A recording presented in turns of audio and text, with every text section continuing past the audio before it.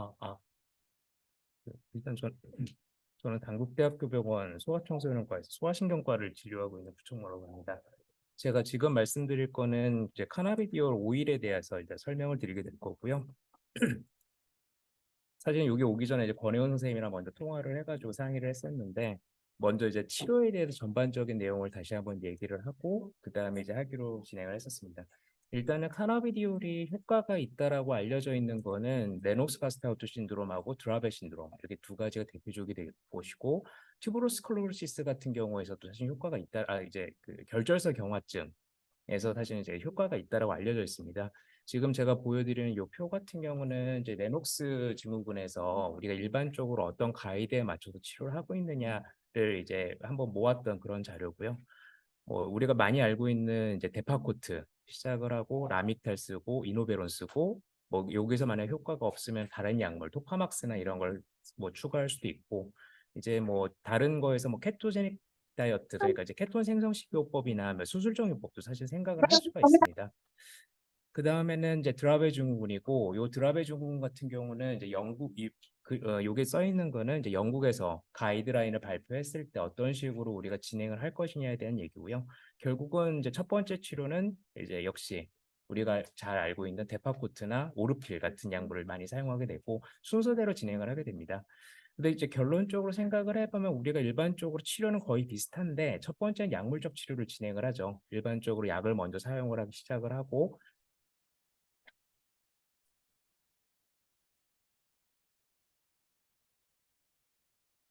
어, 그 약물적 치료를 먼저 진행을 하고, 약물적 치료에서 만약에 이제 한 두세 가지 약물 사용했음에도 효과가 없다. 그렇게 되면은 이제 주치의랑 상의를 해서 케톤 생성 식이요법을 할지를 이제 고민을 하게 됩니다.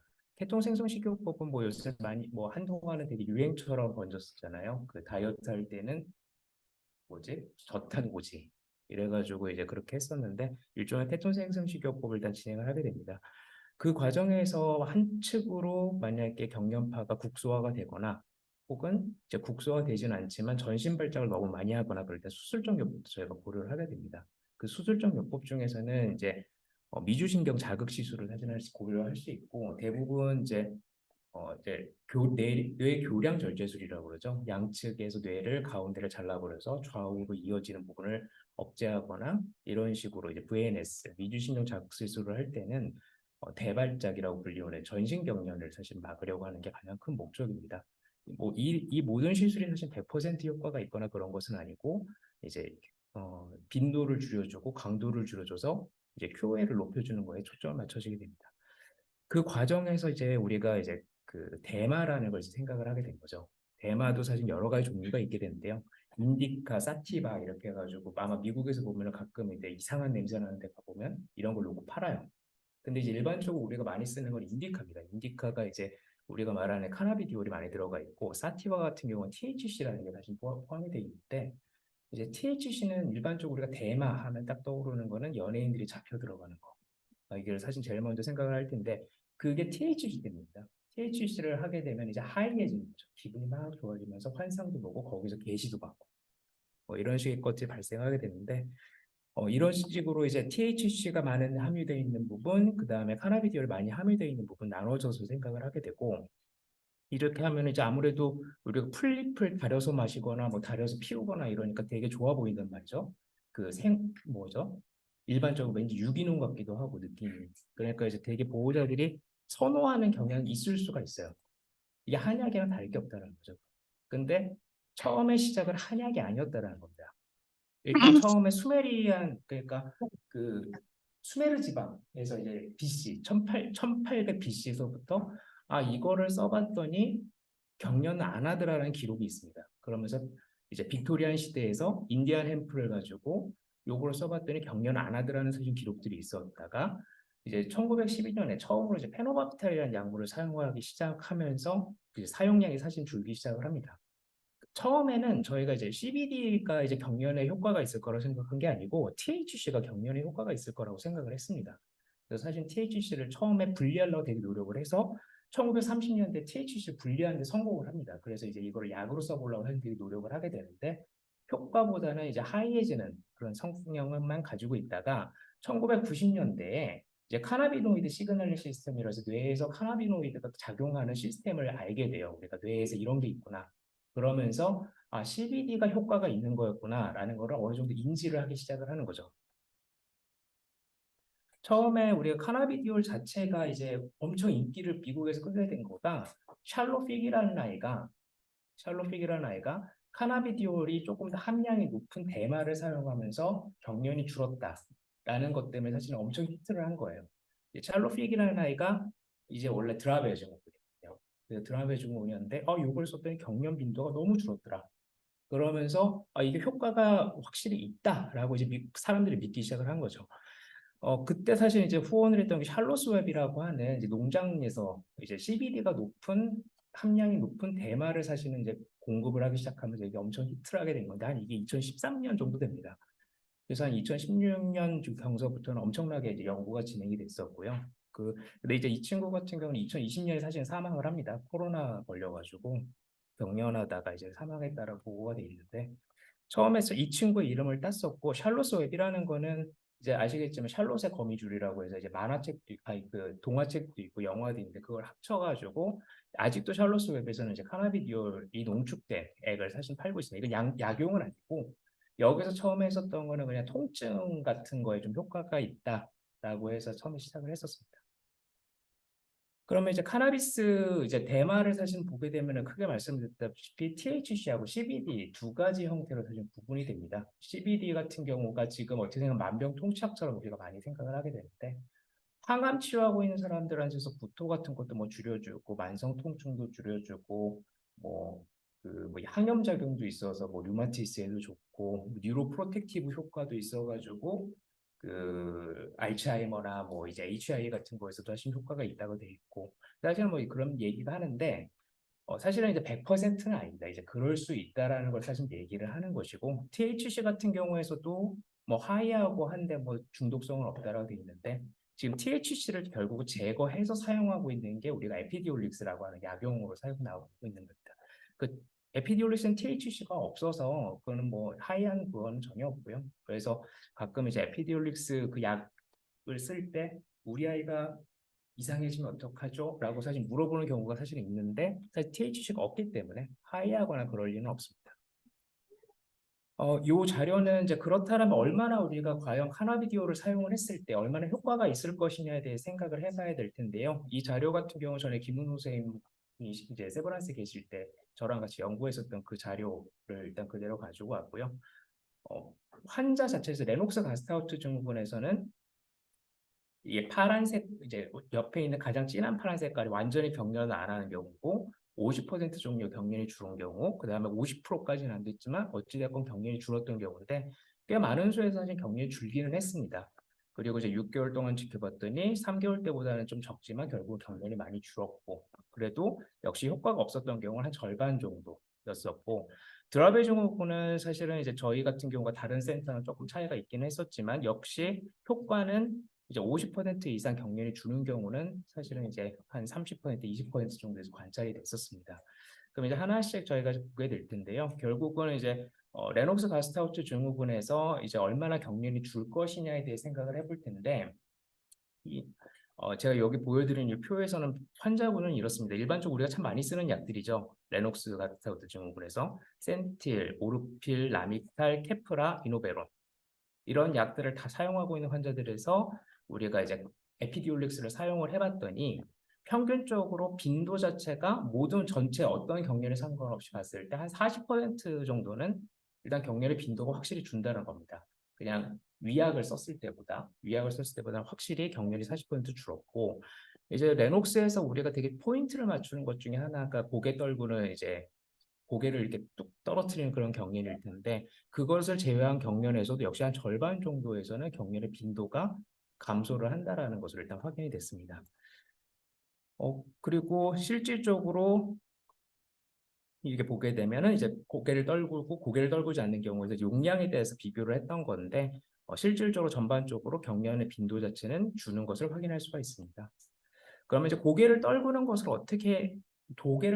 경련은 어떨 것이냐 봤더니 이 역시 한 절반 정도에서는 고개 떨구는 경련이 사라진다라고 일단 확인할 수 있습니다.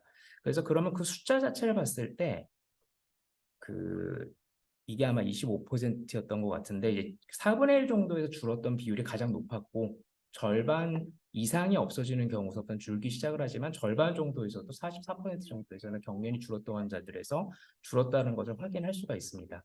이 얘기는 결국은 줄기는 준다. 근데 완전하게 없어지지는 않는다라고 일단 볼 수가 있겠습니다.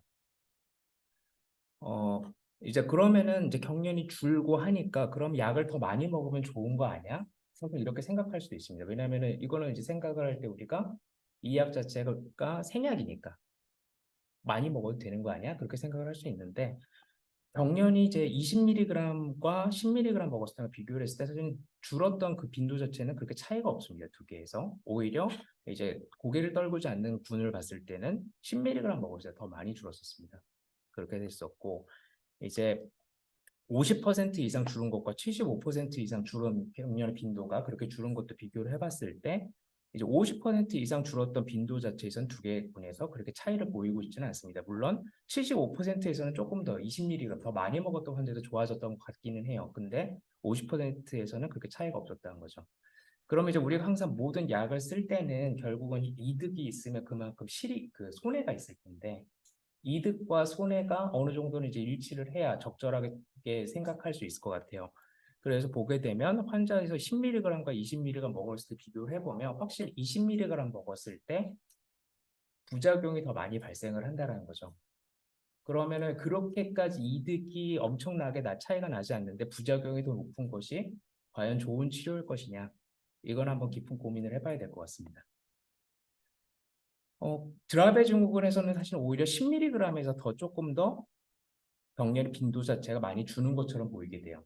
그래서 전체 경련의 빈도 자체도 사실은 10mg이 더 좋은 것 같고 운동성 경련 자체에서도 10mg에서 조금 더 줄은 것으로 일단 생각이 됩니다. 그러면 적어도 50% 이상 줄은 것에서는 여기서는 CBD를 이제 20mg 정도 먹었을 때 조금 더 효과적이었다는 걸로 생각이 되기는 하는데 그 차이는 사실 얼마가 있지 않습니다. 그리고 전 75% 이상의 운동 경련이 줄었던 거는 역시 10mg에 조금 더 효과가 있었던 것이죠. 우리가 대부분 저희가 이제 어떤 자료나 이런 걸 얘기할 때 통계학적으로 많이 아마 외래방 같은 거에서도 아마 설명을 들으셨을 거예요. 뭐 통계적으로 의미가 있고 과학적으로 의미가 있고 이런 거 저희가 얘기할 때 기준이 일반적으로 0.05라는 기준의 선을 잡게 되는데요. 0.05가 이상이 0.05보다 낮을 경우 저희가 의미가 있다고 판단을 하게 됩니다. 그러면은 우리가 카나비디올을 먹었을 때 25% 이상과 50% 이상, 75% 이상 완전히 없어지는 걸 다 비교를 해봤을 때 봤더니 일단 25% 이상은 0.05로 일단 의미가 있어 보여요. 그리고 나머지는 사실 의미가 있어 보이지가 않는 거죠. 여기서도 보면 어떤 타입의 경련에서도 사실 의미가 있었는지 쭉 봤을 때 줄긴 줄고는 있는데 우리가 과학적으로 현재 증명은 못하고 있는 겁니다. 과학적으로 현재 증명을 못하고 있고 이제 그런 상태인데 어찌됐건 봤더니 전체 경련 자체는 확실히 줄더라. 라는 거는 이제 확인을 할 수 있습니다. 그리고 요거는 이제 그렇다면 이제 주변에서 아마 그런 말씀 많이 들어보셨을 거예요. 확실히 잘 듣는 것 같다. 누구네 집은 이 약을 썼는데 경련이 없어서 되더라. 안 한대더라. 사실 이런 얘기를 사실 많이 들으셔볼 수도 있는데 실질적으로 이제 이 약물을 사용하고 나서 얼마나 호전을 됐는지 느끼는 그런 만족도 같은 걸 이제 확인을 해보게 되는데 물론 우리가 위약을 사용했던 것보다 확실히 더 효과가 있는 것 같습니다. 훨씬 더 줄었다라고 생각을 하게 되고. 근데 이 만족도 자체가 실제로 약물 사용했을 때 우리가 객관적으로 판단해서 줄었던 것보다 훨씬 더 높게 나타나는 건 사실입니다. 그거는 이제 미국에서도 생각을 할 때 아무래도 공장에서 만들어졌던 약이라고 생각을 안 하고 이제 그런 이제 대마를 직접적으로 사용했다라고 사실 생각하기 때문에 조금 더 만족도가 높은 것 같다라고 생각하는 경향은 있다라고 밝혀져 있습니다. 이제 그렇다라면은 이제 우리가 어떤 약을 사용하게 됐을 때는 당연히 그 약에 대한 부작용에 대해서도 한번 고민을 해봐야 되거든요. 모든 약에는 부작용이 있습니다. 얼마 전에 이제 그 기사에서 나왔던 것처럼 그, 그, 뭐야, 이부브루펜 먹고 눈이 녹았다라는 이제 인도 여성에 대한 기사가 나온 적이 있어요. 브루펜 되게 우리 흔하게 먹는 약이잖아요. 그런 약에도 불구하고 사실 그런 부작용이 있다라는 거죠. 모든 약에는 사실 다 부작용이 존재합니다. 그렇다면은 이약에는 어떤 부작용이 있고 그렇다면 그 부작용은 얼마나 발생할 것인가에 대해서도 한번 고민을 해봐야 될 텐데 어찌됐건 한 가지 이상의 부작용을 경험했던 경우는 한 70% 정도가 일단 된다고 일단 한 연구에서 보고를 했습니다. 그렇게 됐고 소아에서 조금 더 빈도가 사실 높았었고요. 그렇게 됐었고 이제 가장 흔하게 보고되는 부작용은 늘어짐이고 이 다른 연구에서도 역시 늘어짐이 가장 많이 보고가 됐었는데 가장 많이 있었던 거는 이제 20에서 30mg 복용을 했을 때 가장 높은 수로 늘어짐 작용이 있었어요. 물론 뒤쪽에서는 사실 이렇게까지 쓴 사람이 적기 때문에 좀 차이가 있을 수는 있는데 결국은 이제 높아지면 높아질수록 좀 부작용이 생길 수 있다라는 거죠. 요거는 저희가 아까 말씀드렸었던 게 이거는 이제 전에 김은호 선생님하고 연구했었던 그 자료에서 나왔었던데 거기서는 사실은 이제 위장관 장애, 설사하고 막 토하고 이런 것들이 가장 조금 더 높게 나타났었습니다. 아까 이건 보여드렸던 자료인데 결국은 높아지면서 좀 더 부작용이 많이 발생을 했고 가장 흔한 거는 늘어짐이었었고요.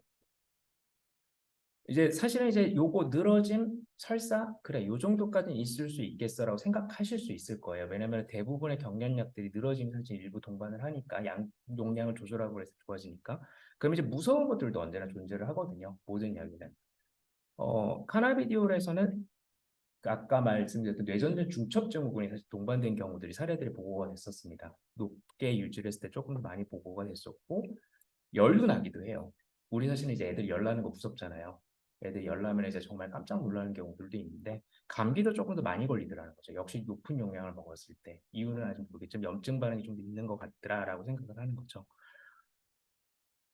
요 표는 이제 결국 에피디올릭스라고 하는 약물로 저희 이제 결국 출시가 되게 됐고 현재 사용을 하고 있는데 그 약전에 사실 나와 있는 부작용들을 정리해 놓은 겁니다. 많은 수가 이제 뭐그 피부 발진, 피부 발진 같은 거, 그 다음에 이제 위장관 장애, 그 다음에 이제 입맛을 잃으면서 체중도 사실 줄는다라고 돼 있어요. 그렇게 돼 있고 신경계통으로는 늘어짐, 졸림 이런 증상들이 많이 보고가 되는데 이것들은 그래도 10% 이상에서 그나마 흔하게 보고될 수 있다고 알려져 있습니다. 일단 제가 준비했던 자료는 여기고 제가 사실 요 기사 말씀드리는 것 중에 가장 핵심은 이건 것 같아요. 우리가 에피디올릭스, 대마 오일을 사실 사용을 할 때 엄청 기대감을 사실 갖고 사용을 해요. 이 약은 생약이고 부작용도 없을 것이고 누군가는 이 약을 먹고 완전히 없어졌다고 하니까 이 약을 썼을 때는 정말 좋아질 것이다 기대감이 있는데 결국은 이것도 약이라는 겁니다. 효과는 그래도 레녹스나 드라베 같이 컨디션 안 좋았던 친구들, 경련이 잘 조절되지 않는 애들한테 결국 찬스는 준다는 거죠. 경련을 조절할 수 있는 찬스는 주는 건 확실한데 이게 마법의 약은 아닌 거예요. 그리고 마법의 약이 아닌데 부작용이 사실 있을 수 있다는 거죠. 그렇기 때문에 만약에 어떤 에피디올루스나 이런 걸 사용을 하기 전에는 아마 주치의 선생님들하고 한번 좀 깊은 상의를 하실 필요는 있습니다. 그리고 많이 먹는다고 사실 좋지 않다라는 거죠. 이거는 이제 우리가 항상 생각할 때 이제 한약 같은 거를 사용을 할 때 이제 엄청 기대감을 갖고 사실 한약을 쓰잖아요. 뭐 몇 개 뭐 격렬한다 그러면 한의원 같은 데 가가지고 사실은 이제 보기도 하고 하는데 이제 그런 개념 말고 이건 저희는 결국 약적으로 접근을 하고 있다라는 거 그거 생각하시면 될 것 같습니다. 제가 준비한 건 여기까지고 혹시 이제 궁금하시거나 하신 부분 있으면 말씀 주시면